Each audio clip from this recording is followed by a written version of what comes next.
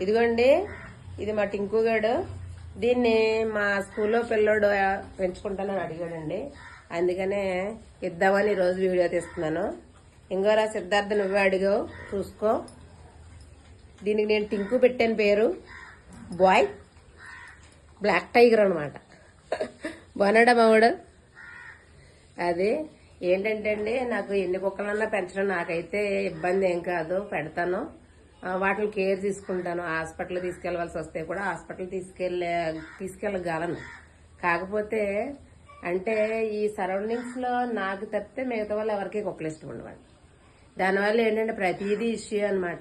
వాళ్ళ ఇంటి దగ్గరికి వెళ్ళకూడదు అంటారు, ఇంటి ముందు తిరగకూడదు అంటారు, ఏంటంటారు అక్కడ బయట టాయిలెట్ వెళ్ళినా బాధే. ఇలాగనమాట. పెంచడం ఈజీయే కానీ ఈ ఫేస్ చేయడం మాత్రం చాలా కష్టం అండి. చాలా ఇబ్బంది అనమాట. ఇంకా ఇంటి ముందు వాళ్ళంటే మరీ ఘోరం అనమాట. ఆ కుక్క ఏమో పిల్లల్ని డ్రైనేజీలో పెట్టుకుంటే డ్రైనేజీలో పెట్టుకోవడానికి కూడా వాళ్ళు ఒప్పుకుంటలేదనమాట. తీసేయండి అనే పెద్ద గొడవ నా మీద అనమాట. మీరు భోజనం పెట్టడం వల్ల ఇవన్నీ వచ్చేస్తున్నాయి అనేసి నా మీద కేకలు కూడాని. మా అమ్మాయిని నన్ను కలిపి కూడా తిట్టేసిందట మొన్న ఆవిడైతే. ఆ కుక్క పిల్లని తీసే వరకు ఆవిడ బయటికి రావడం, కరపట్టుకుని తిరగడం, ఇంకా అదొక టైపులో బిహేవ్ చేసింది మొన్న అయితేనే. ఇంకా నేనే మనసప్పుగా దాన్ని తీసుకొచ్చేసి ఏదో మా కార్ దగ్గర పెట్టాను నా పిల్లల్ని గట్టానే. అంటే ఎప్పుడు మా ఇంట్లోనే ఉంటాయి అనుకో. ఆ కుక్క డెలివరీలన్నీ ఇంచుమించు మా ఇంట్లోనే పెడతా ఉంటాయి. చాలా డెలివరీలు నేనే వేసాను ఇంట్లో. అయితే ఏంటంటే కొంచెం బయటికి గట్ట వెళ్ళడానికి తిరగడానికి బాగుంటుంది కదా అన్న ఉద్దేశంతో కొంచెం బయటలో డ్రమ్ పెట్టి డ్రమ్లోని క్లాత్ గట్ట వేసి ఆ పిల్లల్ని అక్కడ పెట్టడం జరిగింది. అవి చక్కగా అక్కడ బాగానే ఉన్నాయి రండి, దానికి బాగానే. కానీ ఏంటంటే కనుక ఇట్లన్నింటిలో భోజనం పెట్టాలి కదా, అసలు చూడలేకపోతున్నారండి. అక్కడ మనుషులు వెళ్తా ఉంటారు, వాళ్ళని ఏం పట్టించుకోరండి.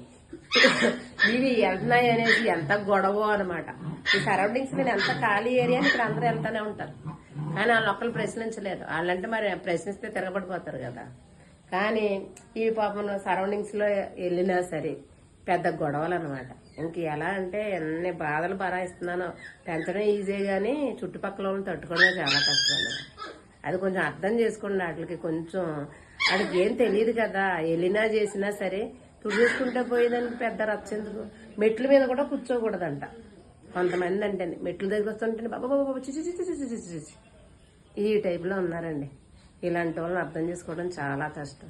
పోనీ ఏం పని మెట్ల మీద కూర్చుంటే భోజనం ఎలాగా పెట్టరనుకోండి. పోనీ మెట్ల మీద కూర్చుంటే తప్పేనండి, లోపలికి వస్తే తప్పు. కానీ అయినా సరే తట్టుకోలేకపోతున్నారండి. ఇలాంటి వాళ్ళ మధ్య నేను ఎలా నెట్టుకొస్తున్నానో మీరు అర్థం చేసుకోండి.